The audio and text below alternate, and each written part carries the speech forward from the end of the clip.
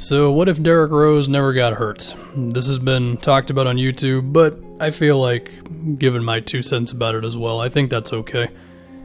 There's different areas to go in here. It's where would Derrick Rose have progressed as a player, but also how would Chicago have done? Team success, all that stuff. Because D. Rose maintaining being awesome while Joakim Noah and Jimmy Butler came into their own could have been something really good, and outside of that, we'd have to think a little harder about what the Bulls would do, but they would have a chance. There's no doubt there. Now, one thing I will point out is when you start changing teams' records, then the draft starts changing. I'm sure if you want to dive into the super nitty-gritty of all that, you can find some things that could have changed. I'm choosing to not do that because I would prefer to not lose my mind when talking about this. However, I decided to do a quick little look, and there's a couple names. So in the 2013 draft, if the Bulls were selecting late in the first round instead of 20th, maybe they select Rudy Gobert. That could have been your Joakim Noah replacement when Noah would fall off a couple years later. The 2014 draft, maybe Bogdan Bogdanovic. The 2015 draft, it's not really loaded, late first round. 2016, potentially Pascal Siakam, maybe DeJounte Murray. 2017 draft, it's not much either. So there's a couple names in there. Obviously, if the Bulls would have selected one of a couple dudes, then that could have been massive, and it changes basically everything that I would say at some point in this video. This video is pretty long, so I don't know when it would change what, but something would change. But I think the first thing to talk about is the 2012 playoffs, because D. Rose was hurt then. He got hurt in round 1 against Philly. The Bulls lose in round 1. In this scenario, the Bulls probably meet Miami in the 2012 conference finals. I think the Celtics would have given the Bulls a tough series, but I think Chicago would have beaten them. And so we get our second straight Bulls-Heat conference finals. Could the Bulls have beaten the 2012 Miami Heat? Well, this was at a point where Dwayne Wade, he was going through the knee stuff. If I remember correctly, he did have knee surgery after this. So he was already not the same guy, but he was still pretty damn good. And looking at the conference finals from the previous season, the reason the Bulls did not beat Miami is because they couldn't score. I mean, the only things they had were Derrick Rose and Luol Deng had a pretty good 5-game shooting stretch from outside. Everybody else just had no chance scoring against Miami's defense, with LeBron and Wade flying around and Chris Bosh, who was very good defensively, and Haslam knew what he was doing, and Miami trapping on screens, and it was just really difficult to get into Miami's defense for the Bulls. And we do remember when LeBron defended D. Rose in some of those fourth quarters. So would Chicago be able to overcome that this time around? Well, in 2011, the Bulls' starting 2-guard against Miami was Ronnie Brewer. In 2012, it was Richard Hamilton, which, for the time, is a decent shooting jump. Rip didn't shoot threes at all in 2012, so that's rough. They still had the awkward Carlos Boozer with Joakim Noah thing, which even back then was talked about for how the fit wasn't great and how it clogged the paint. So it is kind of tough to see them going from losing to Miami in 5 games to having basically the same roster and then winning against the Heat the following year. I think the only avenue would be if the Bulls' defense was just that awesome, but you're talking about 26-year-old LeBron, 26-year-old Chris Bosh, 29-year-old Dwayne Wade, even if he was like 5% worse because of knee problems. And then Miami had done a better job of surrounding them with shooting, Mike Miller, Mario Chalmers, that type of stuff. Now, the Celtics pushed the Heat to 7, so based on that alone, you'd say the Bulls would also do it, but we all know it's not that simple. Now, if Chris Bosh misses 4 games again, then okay, maybe.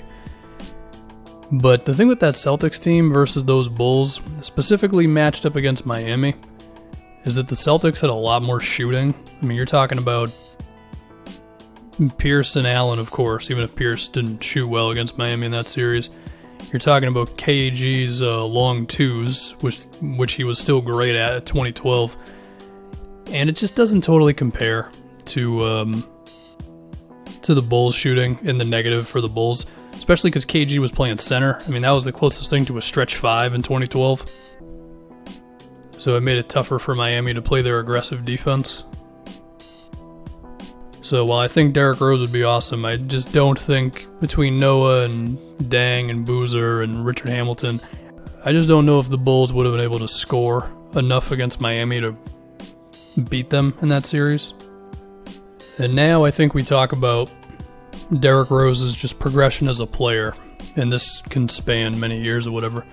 So the thing to make note of with Derrick Rose was his improvement as a shooter in basically one season.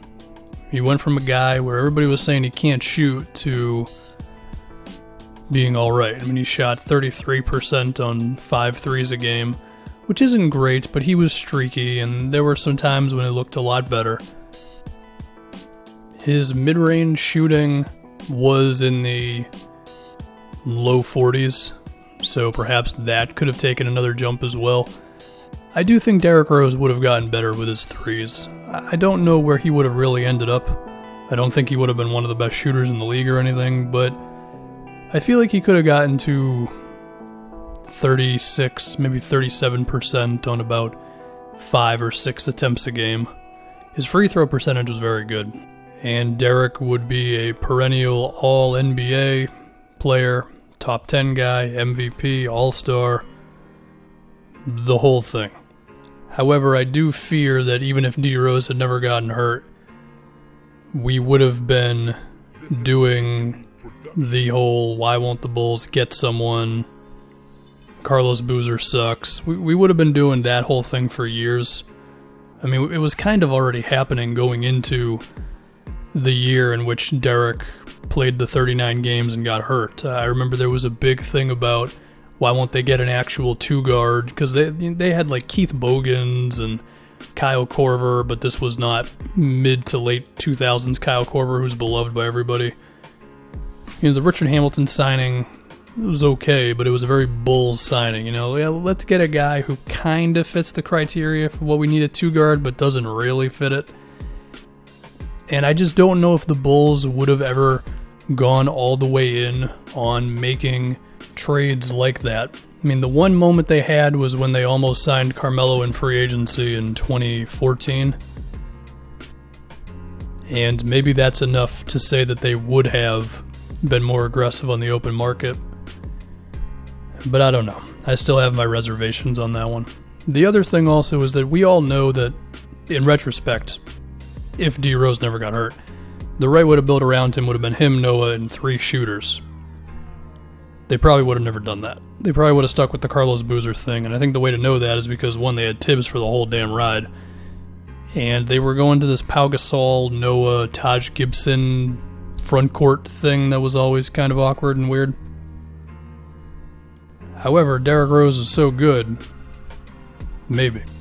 I mean, we're going to talk about it a little bit here, but eventually Dwayne Wade does decline kind of hard. I mean, the guy he was compared to the first finals in Miami, well, with LeBron, compared to the fourth finals, totally different player. And unfortunately for LeBron, he managed to blow it when he had Dwayne Wade at his best, but what are you going to do? But as I mentioned earlier, there is a point in which Derrick Rose, still really good, has Jimmy Butler, who has ascended to being one of the best guards, wings, whatever, in the league, and Joakim Noah was 5th in MVP voting one year because he really put the Bulls on his back while averaging 12 points a game or whatever. Anyway, we move on to the 2013 Bulls. They lost to Miami in the second round in 5 games. I honestly did not remember that at all. Nate Robinson had a crazy game 1. That's the only reason they won that one. Jimmy Butler's on the team at this point. Do the Bulls beat the 2013 Miami Heat? Well, actually, first off, it should be said that if Derrick Rose was here, then the records would be different, and there's a chance the Bulls meet Indiana in round 2 or whatever. It's, as I say a lot with this type of thing, it depends on how deep you really want to go with it. I think if the Bulls met Indiana those Pacers who pushed Miami to 7. Miami managed to do a great job of getting pushed all the damn time before finally winning. And the funny thing is, whenever they eventually did win, which was Game 7 against the Celtics and the Pacers, it would always be in a blowout, which gives you the impression that they could have done it in 5 or 6 games, but for whatever reason they didn't. So, I don't think Roy Hibbert averages 22 and 10 against the Bulls. Their front court was pretty big. I don't think Joakim Noah allows that. The Derrick Rose versus Roy Hibbert thing would be interesting, but I'm also giving D Rose some credit when it comes to improvement on shooting. Even so, if you're daring Derrick Rose to shoot a bunch of jump shots and floaters and not get to the free throw line and stuff, then that could be enough for you to win the series. Paul George had not really taken off yet. I feel like the Bulls would beat the Pacers. Now, would Miami beat the Bulls? Would the Bulls beat Miami? Well, Indiana and the Bulls is kind of similar in the sense of great defensive teams. If we take a look against Indiana, because this is the only reference point I really have at this point, is just how the Heat played against Indiana and attempts to compare that against the Bulls. I mean, D Wade and Chris Bosh were kind of not good. I mean, CB averaged like 11 points. Dwayne Wade averaged 15. Now, of course, LeBron averaged 37 and 5, but look, post 2011 LeBron James, you just pencil him in for playing amazing every series. It's the way it goes. So, does it just devolve into LeBron versus D Rose? I mean, the interesting thing here is that Chris Bosh had not really embraced shooting threes yet. I mean, he shot 16 against the Pacers. Looking back on it, he should have shot 1,000,000. Yeah, I don't think the Bulls beat Miami in 2013. And it may just be because of LeBron. And so now we move on to 2014. And this to me, so Jimmy Butler in 2014, he averaged 13 a game on really bad efficiency. This was the year before he jumped up to 20 a game or whatever. This was also the year in which Joakim Noah was one of the best players in the league. He was Defensive Player of the Year. He had All-NBA first team at center. And he was great. Defensively, he was everywhere. Rim protection, he could switch onto some guards. I mean, it's tough to remember Joakim Noah's defensive peak, but he was really, really good. Awesome rebounder. His playmaking was great. He averaged 5 assists a game. Like, Joakim Noah, he was amazing in 2014. He was the best you can possibly be while averaging 12 points a game. So when I look at that, when I look at Jimmy, to me, having a better season than what he had, just because he can simply play off of Derrick Rose, I feel like Jimmy averages, let's say, 17 points on pretty good efficiency before he takes his big jump up to over 20 points a game after this season. You throw Derrick Rose into there, who's had a couple more years to get better. I think this team beats Miami. The rest of the roster still matters. Luol Deng played 23 games. It might have been because of a trade. He might have got hurt. I don't really remember. They had Dunleavy, who was pretty good for what you asked him to do, just stretch the floor. I mean, in 2014, shooting 4 threes a game was about as much as you were going to get from a guy. They had some nice shooting around everybody between DJ Augustine, Kirk Heinrich. Taj Gibson was better than Carlos Boozer. Everybody knew it, but he never started over Boozer. You're still going to deal with that awkward thing, the Boozer front court. I don't know. I mean, at this point, Boozer, he averaged 14 a game.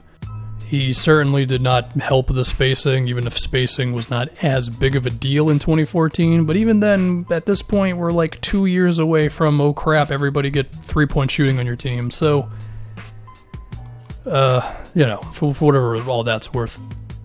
But I think this team beats Miami. The 2014 version of Dwayne Wade, it's not great. Okay, he averaged 15 a game against the Spurs. He was good against Indiana, but that was also the Indiana team that just fell apart with 3 weeks to go in the season. It was the weirdest NBA team ever. I think, was this the series where Roy Hibbert didn't he have the 0 everything game or something? It might have been this series.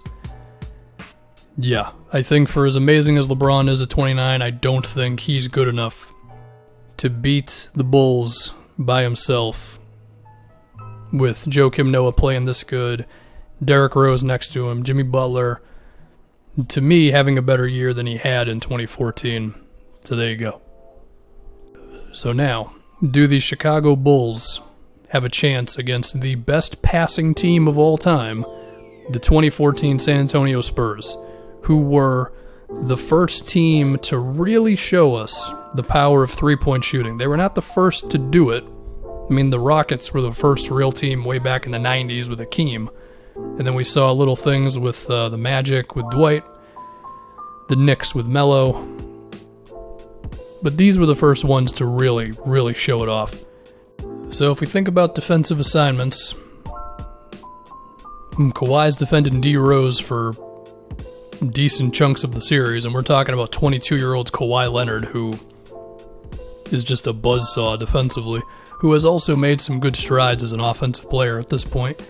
You imagine Tony is defending Mike Dunleavy. You got the Noah Tim Duncan thing going on, because Duncan was just playing center a lot of the time at this point. Not all the time, still had splitter, but a lot of the time.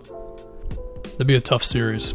I think for the Bulls to win, it would have to be a really rough, grinding series of defense, and I think the Bulls' defense would be good enough to hold back a decent amount of what the Spurs are doing in terms of their shooting and everything, and you're relying on Derrick Rose being amazing at this point. I really don't know.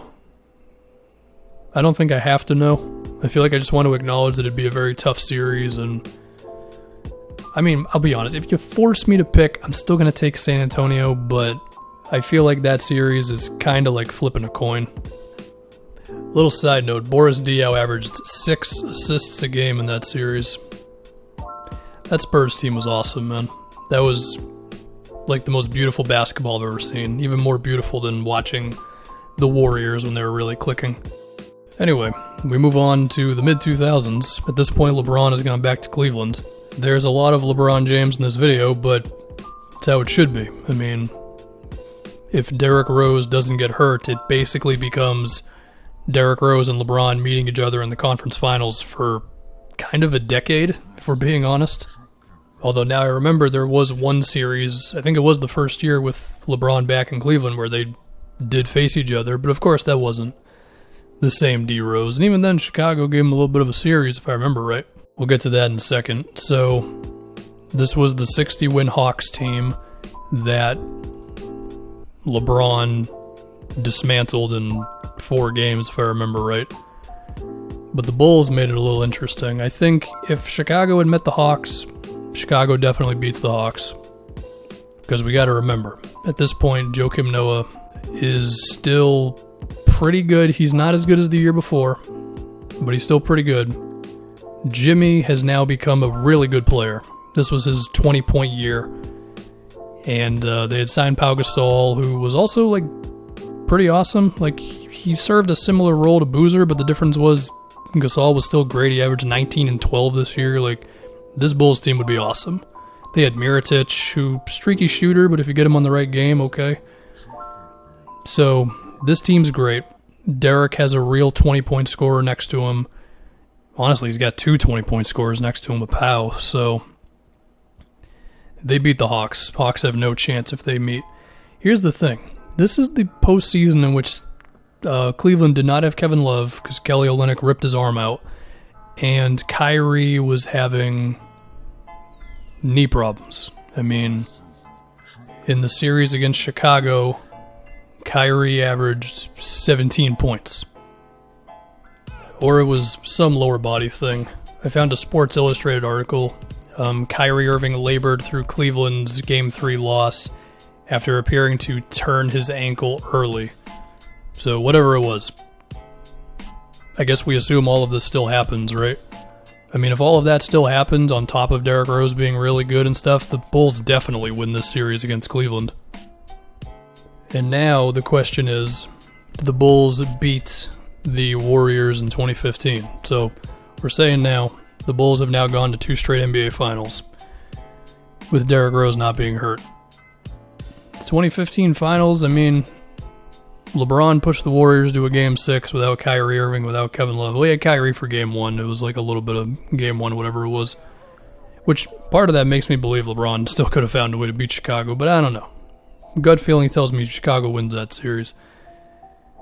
Well, if we're going to play the matchups game, the Pau Gasol, Joakim Noah, Taj Gibson thing versus the Warriors, that's tough. Man, that's a lot of spacing you're going up against. I don't know if they could defend that.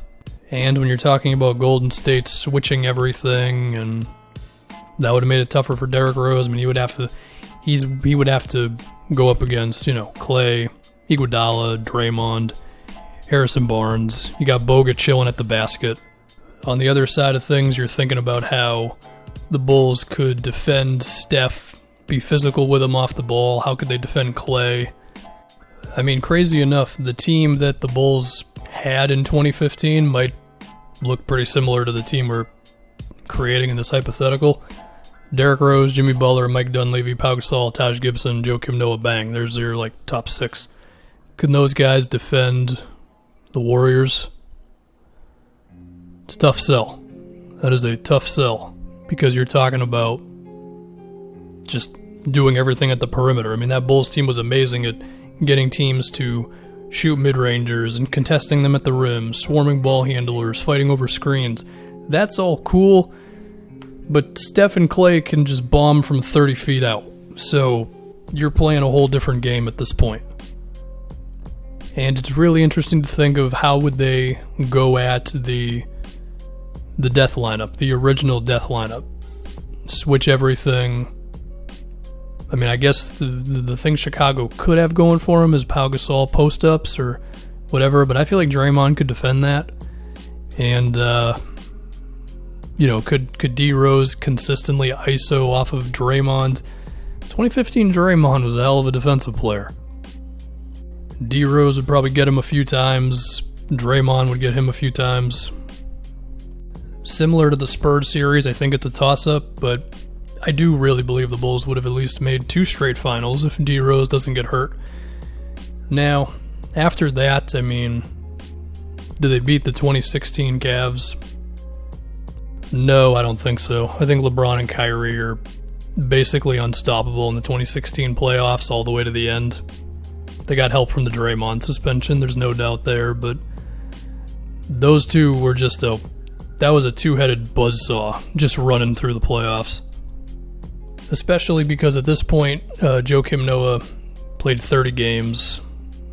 Not as great. I mean, this is a what if Derrick Rose never got hurt. This is not a what if everybody in the NBA never got hurt. So we got to remember that one.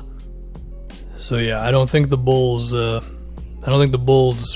go nuts in 2016. A lot because of Noah's injury. I mean, they won 42 games, and Derrick could probably still carry him to 50-something.